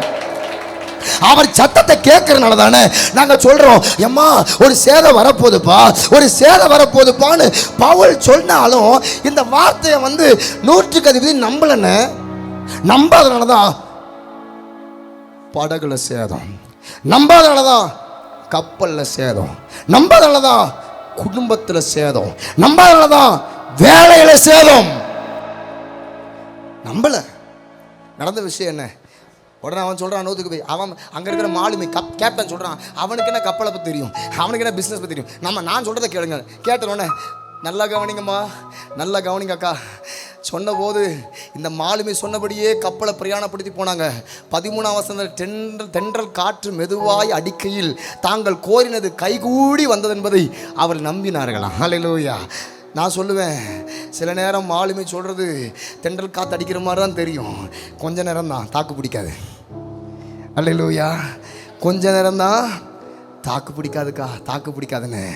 ஏன் சொல்கிறேன்னா, ஆவிக்குரியவனுக்கு தான் அந்த தரிசன கண்ணை தந்துருக்கிறாரு. சில நேரம் அவங்க ஆலோசனையை கேட்டு இவங்க ஆலோசனையை கேட்டு ஃபேமிலியை மூவ் பண்ணாதீங்க, அவங்க ஆலோசனை இவங்க ஆலோசனையை கேட்டு தேவையில்லாமல் பிஸ்னஸை மூவ் பண்ணாதீங்க. கர்த்தர் சொல்கிறார், நான் தான் உனக்கு போதிப்பேன், நீ நடக்க வேண்டிய வழியை நான் உனக்கு காட்டுவேன், உன் மேல கண்ணை வைத்து நான் உனக்கு ஆலோசனை கொடுப்பேன். கர்த்தர் தான் போதிக்கிறவர், கர்த்தர் தான் ஆலோசனை கர்த்தா, அவர் தான் சமாதான பிரபு, அவர் தான் நித்திய தேவன், அவர் தான் சத்திய நாயகர். அவர் கொடுக்கிற ஆலோசனை தான் சக்சஸ் உண்டு பண்ணும். இன்னைக்கு நிறைய நேரம் ஆலோசனையை அவங்க இவங்க தேவையில்லாத ஆலோசனை கேட்டதுனால தான் அடி வாங்குறோம். இவங்க ஆலோசனை அவங்க. நான் உனக்கு சொல்லட்டுமா, யோசுவான்னு ஒருத்தர் இருந்தானே, அவன் யுத்த களத்தில் மோசேக்கு அடுத்து யுத்த களத்தில் வந்து யுத்தம் பண்ண ஆரம்பிச்சான்ல. நீங்கள் நல்லா கவனிச்சு பாருங்க. யோர்தான் நதிக்கு ஆலோசனை யார்கிட்ட கேட்டான்? ஆண்டர்கிட்ட. எரியோ கோட்டைக்கு ஆண்டர்கிட்ட ஆலோசனை கேட்டான். ஆனால் ஆயி பட்டணம் மட்டும் ஆண்டர்கிட்ட ஆலோசனை கேட்காம பிரபுக்கள் கிட்ட கேட்டான். அதில் தான் 36 பேர் செத்தாங்க. நான் சொல்லுவேன், யோர்தானுக்கு ஆலோசனை ஆண்டர்கிட்ட கேட்டவன், எரிகோவுக்கு ஆண்டர்கிட்ட ஆலோசனை கேட்டவன். ஆயி பட்டணம் எத்தனை ஆயிரம் பேர்ப்பா? மிஞ்சி போனால் ஒரு 26,000. ஈஸியாக அடிச்சிடலாம் யோசுவா, ஈஸியாக அடிச்சிடலாம் யோசுவா கிட்ட சொன்ன யோசுவா என்னாச்சுன்னா அந்த ஆலோசனையை கேட்டான். என்னைக்கு மனுஷனுடைய ஆலோசனையை யோசுவா கேட்டானோ அங்கே தான் விழுந்தான். 36 பேர் செத்தாங்க. அதுக்கடுத்து வரக்கூடிய காரியத்தில் ஏன் ஆண்டவரை அவங்க செத்தாங்க, எதுக்கு ஆண்டவரை செத்தாங்க, என்ன காரியம் ஆண்டவரன்னு சொல்லி இவன் புலம்பிக்கிட்டு இருக்கான், தள்ளிக்கிட்டு இருக்கான். ஒரு பக்கம் ஆகான் தான் காரணம்னு சொல்லுவீங்க, மறுபக்கம் யோசுவாவும் ஒரு காரணம் தான். ஆலோசனை கேட்க வேண்டியவர்கிட்ட கேட்கல. கர்த்தர் யாருக்கோ சொல்றா, நீங்கள் எந்த விதமான குடும்ப வாழ்க்கையோ இடமோ காரியங்களோ எந்த காரியத்தை செஞ்சாலும் தரிசனமோ ஊழியமோ எதுவாக இருந்தாலும் அவர்கிட்ட கேட்டு கேட்டு கேட்டு கேட்டு கேட்டு கேட்டு கேட்டு கேட்டு செய்ய பழகுங்கள். இதுவரைக்கும் 20 ஆண்டு காலமாக அவங்க ஆலோசனை இவங்க ஆலோசனை கேட்டு தானே நம்ம சில காரியத்தை இழந்துட்டோம். இவங்க ஆலோசனை அவங்க ஆலோசனை கேட்டு தானே சில காரியம் 12:40 நம்ம அது தோத்திரம் பிரசங்கத்துக்குள்ளேயே போலையே. கர்த்தருக்கு ஸ்தோத்திரம். ஐயோ அல்லேலூயா. இருப்பீங்களா? அல்லேலூயா. கர்த்தர் நல்லவர். ஆலோசனையை கேட்டு கேட்டு ஓட வேண்டாம். நான் சொல்லுவேன், கப்பல் எஜமானுடைய வார்த்தையை கேட்டு மாலுமி வார்த்தையை கேட்டு 100க்கு அதிபதி கப்பலை தள்ளினாம் பாருங்க, பெரிய யூரோக்ளிதன் காற்று அடிச்சுது. நான் ஒன்று சொல்லட்டுமாக்கா, 27ஆம் அதிகாரம் 13ஆம் வசனத்தில் இவன் வார்த்தையை கேட்காம கப்பலை தள்ளினாங்க, தென்றல் காற்று அடிச்சுது, ஆனால் சூறாவளியும் பின்னாடி அடிச்சுது. ஆனால் 28ஆம் அதிகாரத்தில் இந்த பவுலுக்கு கீழ்ப்படிஞ்சு கப்பலை நவுத்துனானுங்க. அப்போ 13ஆம் வசனத்தில் தென்றல் காட்டு அடிச்சுது. 28:13 மறுபடியும் ஒரு தென்றல் காட்டு அடிச்சுது, ஆனால் கப்பலுக்கு சேதம் வரல. கரங்களை தட்டி ஆண்டவரை முகைப்படுத்தலாமா? அல்லேலூயா. கர்த்தர் யாருக்கோ சொல்றாரு, கர்த்தர் யாருக்கோ சொல்றாரு, தேவதாசுடைய சத்தம் கேட்கிற பிள்ளைங்க, பலிபீடத்தில் வர்ற சத்தத்துக்கு கீழ்ப்படுகிற பிள்ளைங்களுக்கு ஒரு நாளும் கப்பல் சேதம் வராது. முன்னாடி சேதம் வந்துச்சு 27:13, ஆனால் பின்னாடி 28:13 சேதம் வரலையே. கர்த்தர் கூட இருந்தார்ல. நான் இப்போ என்னுடைய செய்தி என்னென்னா, இப்போ கப்பல்லாம் பெரிய அடிப்பட்ட போது இப்போ பவுல் மெல்ல கூப்பிட்றான், 100க்கு அதிபதி. நான் தான் அப்போவே சொன்னல, கப்பல் அங்கேயே நிறுத்தியிருந்தீங்கன்னா கப்பல் சேதம் வந்திருக்காதுல்ல. பரவாயில்ல, குத்தி காட்டல பவுல், இருந்தாலும் பரவாயில்ல. நான் சொல்கிற வார்த்தையை இனிமேலாவது கேட்பீங்களா? என்னை ஆட்கொண்டு ஒரு நான் சேவிக்கிறோமாகிய நேச தகப்பன் நேற்று ராத்திரி என் ஜப சத்தத்தை கேட்டு வந்தார். அவர் வந்து சொன்னார், டே பவுலை, உன் சத்தம் கேட்காம தானே கப்பல் நவுத்திட்டாங்க, இருந்தாலும் பரவாயில்ல, உன் நிமித்தம் அந்த 275 பேரையும் நான் காப்பண்டான்னு சொல்லி கர்த்தர் மறுபடியும் இரக்கத்தின் சிநேகிதர், அல்லேலூயா, இரக்கத்தின் நாயகர், அவர் மறுபடியும் வந்து உன் நிமித்தம் சேதம் ஆகாதுன்னு சொன்னாருன்னு சொல்லி மறுபடியும் திடப்படுத்துகிறான் பவுல். அல்லேலூயா. சில நேரம் தேவதாசர்களும் தேவனுடைய வார்த்தையிலும் தேவனுடைய பலிபீடத்தில் வர்ற வார்த்தைகளையும் தேவ பிள்ளைகள், நீங்கள் தேவதாசுடைய வார்த்தையும் பிரசங்கத்தையும் நீங்கள் கேட்கறதுக்கு கீழ்ப்படியாமல் நீங்கள் சில காரியத்தை விழுந்தாலும் நாங்கள் உடனே உனக்கு நடக்கட்டும் நினைக்கிறவங்க இல்லை. உங்கள் தகப்பன்மார் தாய்மார்கள் ஏன் அதை மறுபடியும் உத்தரவாதம் எடுத்து மறுபடியும் ஃபோன் செய்து என் சொல்ல கேட்டிருந்தீங்கன்னா அந்த சேதம் வந்திருக்கு அது இருந்தாலும் பரவாயில்ல, மறுபடியும் கர்த்தர் உங்களை எடுத்து கட்ட வல்லவர்னு. அதில் தான் உங்களை வீட்டு ஜபத்தில் மறுபடியும் சந்திக்கிறோம். அதில் தான் குடும்ப கூடுகையில் வந்து சந்திக்கிறோம். அதில் தான் மீண்டும் மீண்டும் உங்களுக்கு உத்தரவாதம் எடுக்கிறோம். ஏன்னா நாங்கள் உங்களுடையதை தேடாமல் உங்களை தேடுறோம். நாங்கள் உங்களுடையதை தேடலை, உங்களை தேடுறோம். ஸோ இப்போ 100% சொல்கிறான், டேய் பவுல் சொன்ன மாதிரி எல்லாம் நடக்குதுடா. பவுல் பேச்சை கேட்போண்டா, பவுல் பேச்சை கேட்போண்டா, கவுல் பேச்சை கேட்போண்டா. இப்போ பவுல் பேச்சை கேட்டுக்கிட்டே இருந்தவனுக்கு தான் அல்லேலூயா. இப்போ கேள்வி என்னென்னா, பவுல் எங்கே சொல்கிறானோ அங்கே படகை கொண்டு போகிறாங்க. பவுல் எங்கே சொல்கிறாங்களோ அங்கே சரக்கெல்லாம் எடுத்து போடுங்கன்னா எடுத்து போடுவாங்க. எல்லா வேலையும் செய்ய கீழ்ப்படுத்திட்டாங்க. இப்போ கேள்வி என்னென்னா, இப்போ பவுல் சொன்ன மாதிரியே நேர்த்தியாக படகு போய் நின்னது ஒரு பக்கம் இருந்தாலும் நன்மையை பெற்ற இந்த 100க்கு அதிபதி தான் பவுல் கட்டுவிரியன் கடிச்சிருக்கும் போது விடுவிக்க உதவலை. உங்கள் சபையில் நன்மையை பெற்றவங்க, உங்களால் குடும்பத்தார்கள் நன்மையை பெற்றவங்க, உறவுகள் நன்மையை பெற்றவங்க, உங்களுக்கு நெருக்க வரும்போது, உங்களுக்கு பாடு வரும்போது, உங்களுக்கு சில பணத்தேவை ஏற்படும் போது, உங்களுக்கு சரீர சுகவீனப்படும் போது விடுவிக்க உதவ மாட்டாங்க. விடுவிக்க உதவ மாட்டாங்க. பவுல் கேட்கல. பேதுரு தாவீது சவுலுக்கு பயந்துக்கிட்டு காட்டில் போய் ஒளிஞ்சிக்கிட்டு இருக்கான். ஆனால் கேகிலாங்கிற ஒரு பட்டணம், அந்த பட்டணத்துக்கு விரோதமாக சத்துருக்கள் படையெடுத்து வந்தபோது நடந்த விஷயம் என்ன? நியாயப்படி பார்த்தா சவுல் தான் யுத்தம் பண்ணி அந்த பட்டணத்தை காப்பாற்றிருக்கணும். ஆனால் தாவீது தான் ஓடி வந்தான். தாவீது தான் அந்த பட்டணத்துக்கு உதவி செஞ்சான். தாவீது தான் அவங்கள விடுவிச்சான். நீங்கள் தான் ஓடுறீங்க, நீங்கள் தான் அவங்கள விடுவிக்கிறீங்க, நீங்கள் தான் அவங்களுக்கு பிரயாசப்பட்டீங்க. ஆனால் கடைசியில் சவுல் வரும்போது அவங்க தான் தாவீதை காட்டி கொடுத்தாங்க. சில நேரம் உங்களால் நன்மையை பெற்றவங்களை உங்களை காட்டி கொடுப்பாங்க. சில நேரம் உங்களால் உதவி பெற்றவங்களை உங்களை காட்டி கொடுப்பாங்க. அக்கா இதெல்லாம் அனுமதிக்கிறீங்கண்ணா, இதெல்லாம் உங்கள் வாழ்க்கையில் அனுமதிக்கப்படுதுண்ணா, ஒன்றை மறக்காதீங்க, கர்த்தர் உங்கள் மேலே திட்டம் வச்சுருக்காருன்னு அர்த்தம். ஒன்றை மறக்காதீங்க, கர்த்தர் உங்கள் மேலே தரிசனம் வச்சுருக்காருன்னு அர்த்தம்னே. ஆனால் நீங்கள் பல பேருக்கு ஆசீர்வாதமாக இருப்பீங்க. ஆனால் உங்கள் லைஃப்பில் உங்களுக்கு நெருக்கம் போராட்டம் வரும்போது யாரும் நிற்க மாட்டாங்க. நான் சொல்கிறேன், நீ யாரையும் சார்ந்து வாழக்கூடாதுன்னு சொல்லித்தான், நீ என்னை மட்டும் சார்ந்து வாழணும்னு சொல்லித்தான் நான் அதை நடத்துகிறேன். நீ யாரையும், இந்த சபை யாரையும் சார்ந்து வாழாது. என் பிள்ளைங்க யாரையும் சார்ந்து வாழலை, சேனைகளின் கர்த்தரையே சார்ந்து என் பிள்ளைங்க வாழ்றாங்க. ஓ வியாதிப்பட்டாலும் எந்த டாக்டரை சார்ந்து நாங்கள் வாழலை, கர்த்தரை சார்ந்து வாழுகிறோம். கர்த்தரை சார்ந்து வாழ்றோம், கர்த்தரை சார்ந்து வாழ்றோம். எந்த டயோசிஷன், எந்த ஸ்தாபனத்தோடு ஓடுறோம்? யாரையும் சார்ந்து வாழல, கர்த்தர் தான் நமக்கு. யாரையும் சார்ந்து வாழல. எத்தனை நெருக்கம் வந்தாலும் போராட்டம் வந்தாலும் கர்த்தரை சார்ந்து வாழ்கிறோம். சிலர் ரத்தத்தை குறித்து மேன்மை பாராட்டுவாங்க, சிலர் குதிரை குறித்து. நாங்களும்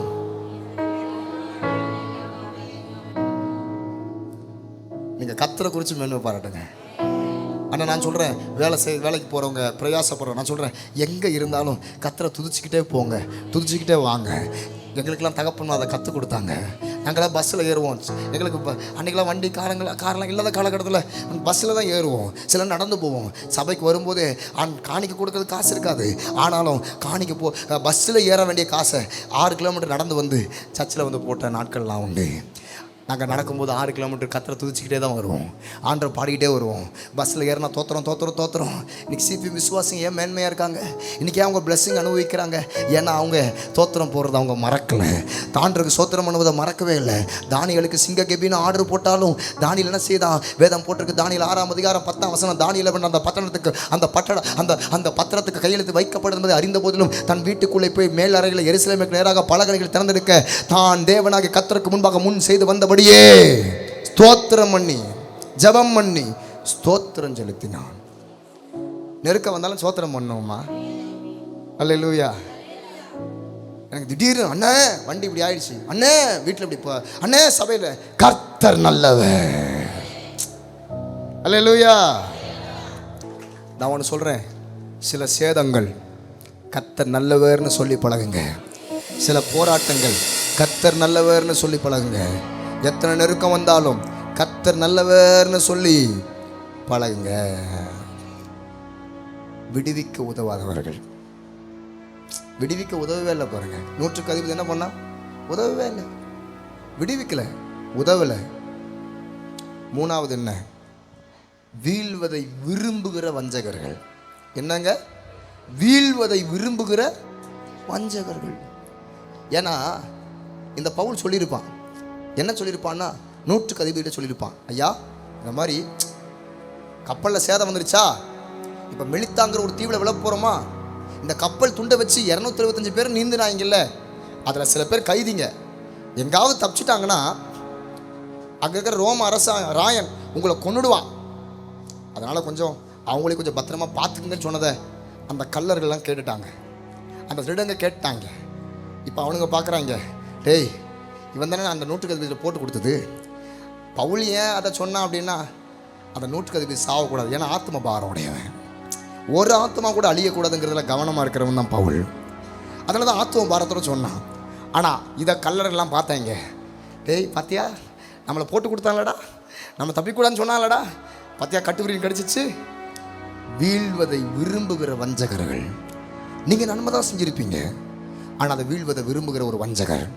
நான் சொல்லுவேன், இவங்க மட்டும் தான் வீழ்வதை விரும்புகிறாங்களா? இன்னொரு கூட்டமும் வீழ்வதை விரும்புச்சு. யார்? அந்த தீவில் உள்ளவங்க தான். தீவில் உள்ளவங்க தானே. நான் சொல்கிறேன், உங்களிடத்தில் பழகினவர்களும் வீழ்வதை விரும்புவார்கள், உங்களிடத்தில் பழகாத அந்நியர்களும் நீங்கள் வீழ்வதை விரும்புவாங்க.